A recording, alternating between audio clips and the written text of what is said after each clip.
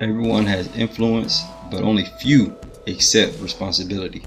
Every generation needs mentors. Not influencers, not celebrities, not algorithms. Mentors. Today, many people are searching for guidance but struggle to find trustworthy voices.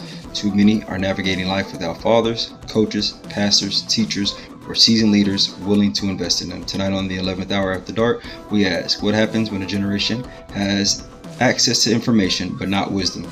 We'll discuss the differences between influence and mentorship, why accountability matters, and how many people can become extraordinary examples in their homes and communities.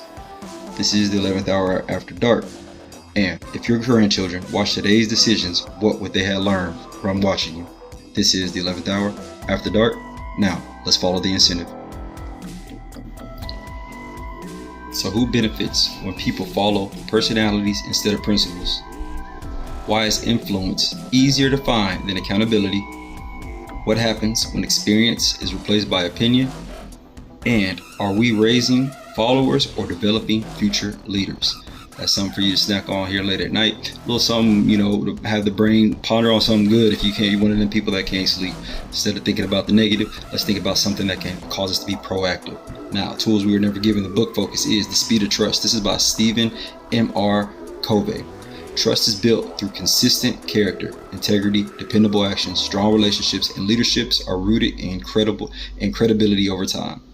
What if the schools miss when it comes down to this particular subject? Well, many people learn technical skills, but never learned how to earn trust, keep commitments, mentor others, or build relationships that last. All right, what's going on? We're talking mentorship when it comes down to what have the school system missed, right? The reason why we do this is simple. You spend 8 hours a day at school. The children spend 8 hours a day at school. A lot of times their friends, their atmosphere, their teachers occupy our time, but they send these kids home with homework as well. So y'all have a big influence over our children as well. It don't all fall on the parents. It's lottie-dottie everybody. So with that being said, the school system has missed this when it comes down to mentorship. And it's cultural. I'm actually put this on the culture. We have become a cancel culture.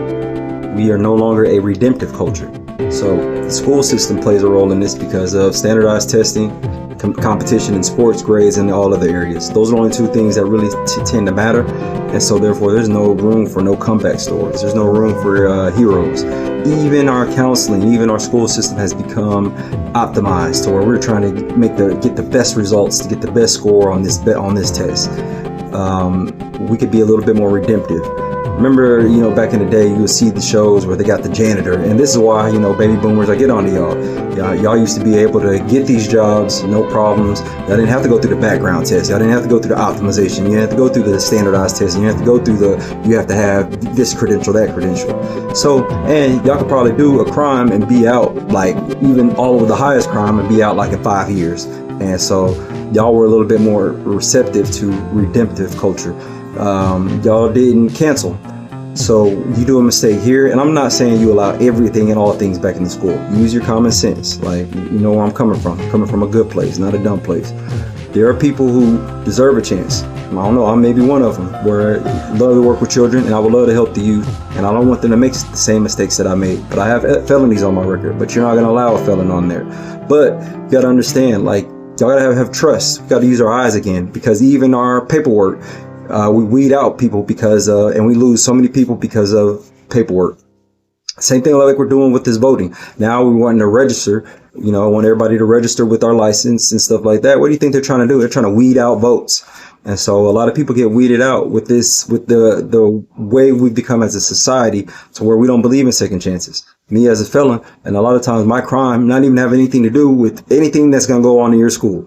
Like, I'm not going to spaz out and go off on nobody, none of that stuff. But still, and I'm speaking for a lot of felons, a lot of times people just need second chances, and we make the best mentors because we've been through it, we've lived it, both sides, more than any counselor or thing of that nature. Now, if you're going to have paperwork, maybe the school system can do this, all right? Saying that if you want some volunteer, or you want some mentors, you want some PTA people, maybe have us go through some type of deep curriculum and get us that way, but don't weed us out before we can even start. And that's what the school system has missed as a society, as well as we've become too cancel-minded, not enough redemptive-minded.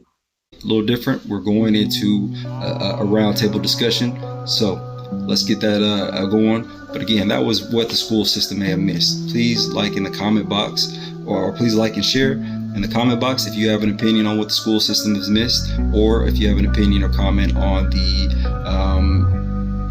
following the incentive questions for tonight.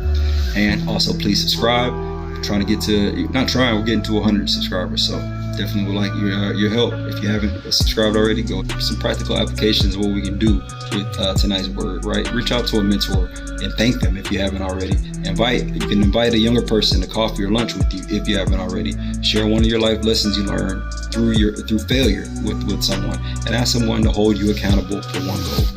So, family board meeting. This week's challenge: identify one person in your family that you respect and discuss why. Create a list of qualities that define a trustworthy leader.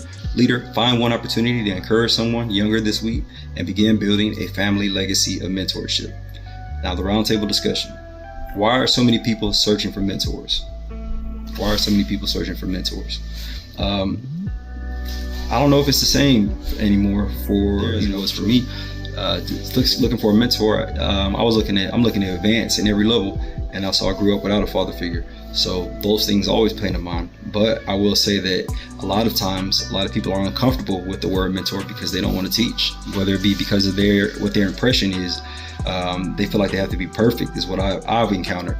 So that is the people who are mentoring. As far as people looking for, I think kids can feel that energy. They can tell when you're genuine, when somebody wants to do it and when someone doesn't. And again, if an adult wants to do something, put your mind to it, nothing can stop you.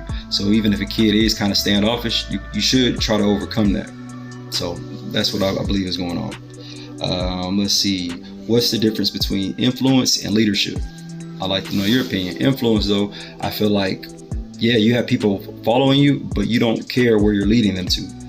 And leadership it's an intentional use of that influence. So I know that I got these certain amount of people that look up to me. I'm going to intentionally steer them in this direction. That's what I feel like the difference is. How can churches and schools, businesses and families develop future leaders? Easy. Work together, right? Same heart, same mind. We can all coordinate. There's first off, we have separation of, maybe we can, I don't want to say that, but definitely in the school system, we can partner. Like we have a chaplain coming from a jail background. How is this going to relate? There's a chaplain there. There's somebody there always available, able to talk all things spiritual. Maybe we can have that in the school. And because the school is discipline testing, they need a backup. So maybe it's just one small little change like that, incorporating a chaplain in there. And but also we gotta have the right one. There's been just, keeping it real, bad press when it comes down to priests and kids these days. So we gotta really step up, but we also have to get back to redeeming. This is a cancel culture. So you do wrong, you're done. And we got to get rid of that. We got to allow some redemption. Not saying that you redeem those type of people, those things in the school system. What I'm saying is maybe even allow somebody who's been in the system to go and be able to be an advocate in the school system. So let's see. How can churches and what responsibility comes with having a platform? I think the responsibility of just speaking the truth, responsibility of teaching something positive. That's what I feel like. I can't tell somebody what to do with their platform, but I think speaking the truth, being positive, you can be funny and be positive, and it should lead somewhere. I think kind of push things forward. That's the responsibility that I feel on myself with having a platform. And it doesn't mean that you're the expert over everything, but at least you're willing to discuss it and bring things to light. I think that's what everybody's platform artist is just to bring attention and awareness to something, or to heal people, whether it be through laughter or so I just think, just being real, being honest, speaking on your life. It takes boldness and courage to get before the camera. So final thought. So today, a title doesn't make someone a leader. Followers don't make someone a mentor. Character does. Someone is learning from your life, even if you don't realize it. So lead in a way that was worth following. Remember, the strongest nations begin with strong families. The strongest families develop leaders who invest in others. I'll see you tomorrow for Midnight Sports Therapy. All right, this is the 11th hour after dark. Have a great night.